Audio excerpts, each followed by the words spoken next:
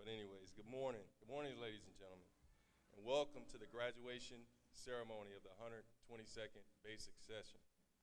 I would like to first recognize and extend a special welcome to Colonel Flaherty and the members of the executive staff, the Honorable Tanya Vincent, the Honorable Paul Reagan, the Honorable Suzette Denslow, and all other distinguished guests.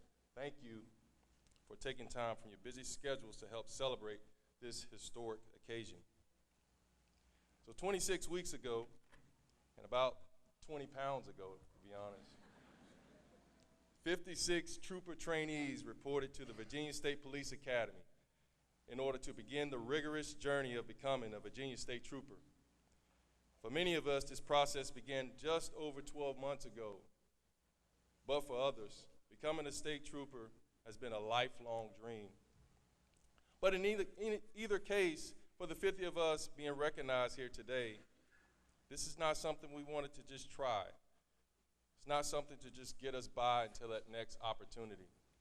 For us, it was become a trooper or nothing. Because you see, we've seen in our minds we've already worn this uniform. And we've seen in the front of our houses, in our homes, that we already got our cars parked there. And we visualize ourselves performing our duties and keeping our community safe. And these visions, they quickly caught fire in our souls, gathering energy and excitement and motivating us to insistently pursue what started out as just thoughts, but until today, mere dreams, because today, we are troopers. We're troopers.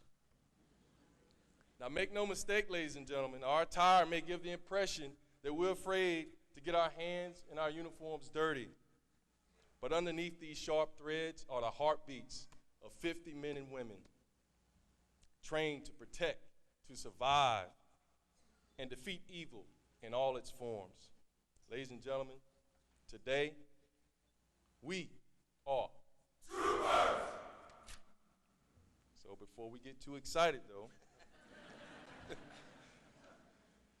let's first recognize who we leaned upon during our training. Speaking of the sacrifice on the part of our loved ones, our families, and our close friends who supported us week in and week out for at least 26 times. And some of us, a lot longer than that. Right, Ubietta? So, 122nd Basic, rise. And give a round of applause for your family and friends. Go ahead, do it.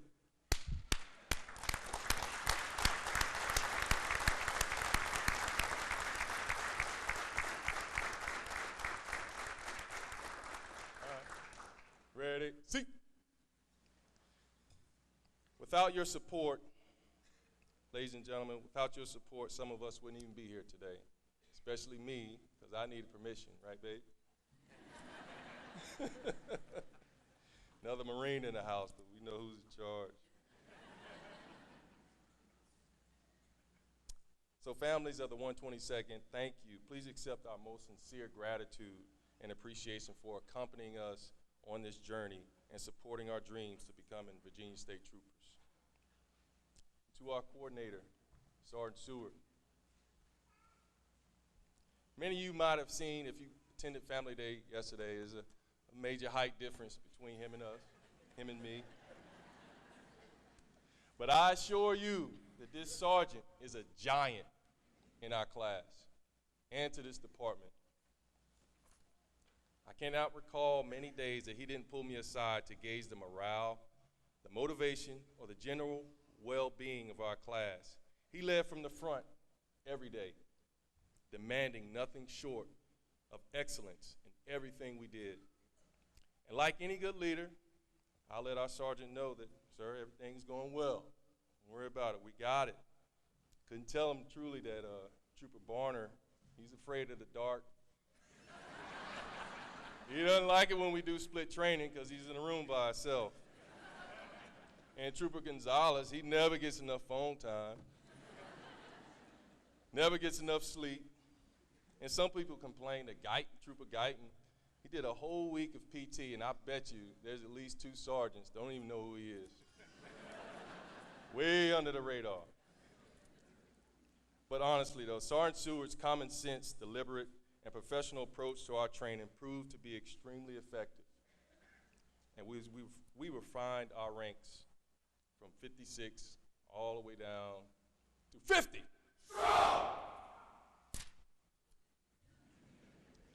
Bottom line, there could not have been a better coordinator for our class.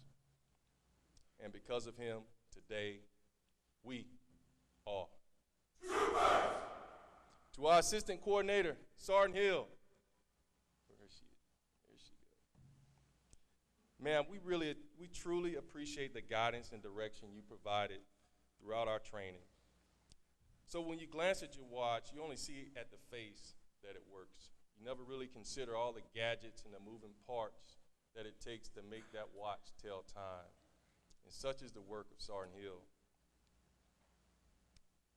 She has been the workhorse for our class, starting well before our hire date, working behind the scenes, coordinating with outside agencies, making schedule adjustments, and not to mention serving as a role model and confidant to us all, especially the female trainees.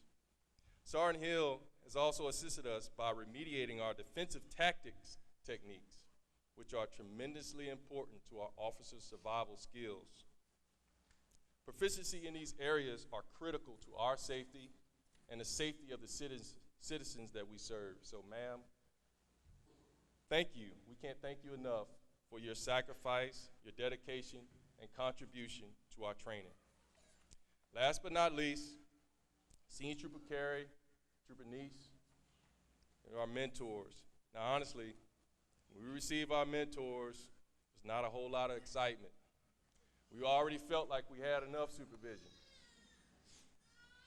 But ladies and gentlemen, our class would not have become a family without the guidance of our mentors. These troopers have been invaluable to our daily routines, and without a doubt will continue to be an impact to our careers.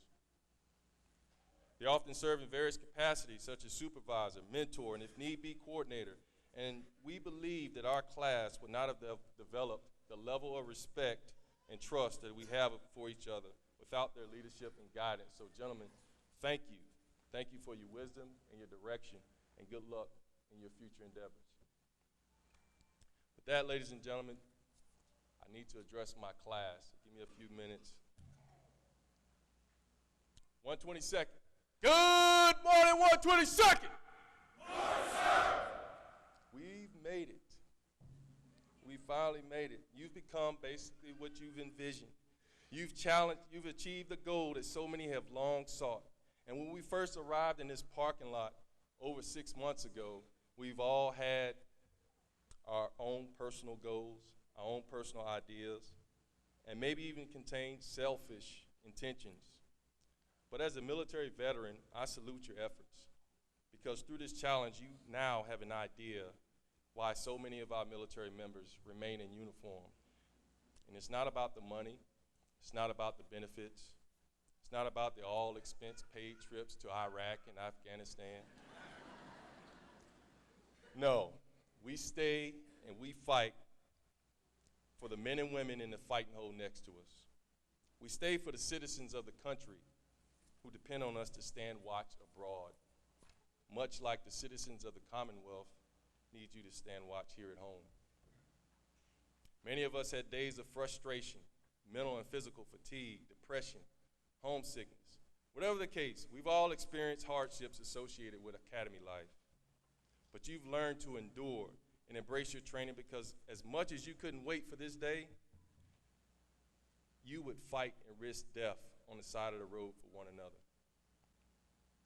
And when we can't find enough citizens like you who are willing to run toward the screams, toward the cries of gunfire and in the dark, our society will probably no longer exist. Because in those dark hours, class, our citizens rely upon us to resort to our training and adjust our demeanor and attitude so violators know that it's not going to happen on our watch. Even when you're sitting in a crossover, you're running radar and the speeder comes through, 95 and a 65. No, it's not going to happen on our watch. As you patrol your areas, you hear your shift partner's voice on the radio and it doesn't sound normal. Sounds like they're barely hanging in there. Your attitude should be not on my watch.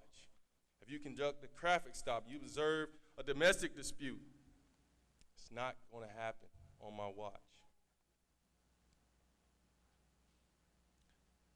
Our fight against illegal drugs, rape, murder, assault, and kidnappings are just a few of the reasons why we must maintain our vigilance and our resiliency. We owe it to our shift partners, and we owe it to the communities we serve. So be confident and be proud of who you are and what you do. But most importantly, be careful, because there's people out there that don't want you on the watch. They're the ones that keep us employed, the ones we got to remain vigilant in our defensive tactics, in our officer survival skills, in our physical fitness, and our professional appearance, because they prey upon those who we have sworn to protect. And they also prey upon your loved ones.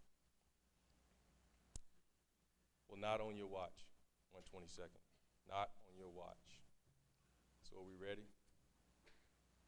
I think we're ready. Ladies and gentlemen, sleep well tonight. Put your minds at ease. I'm proud to say that the 122nd basic session has officially joined the watch. Thank you.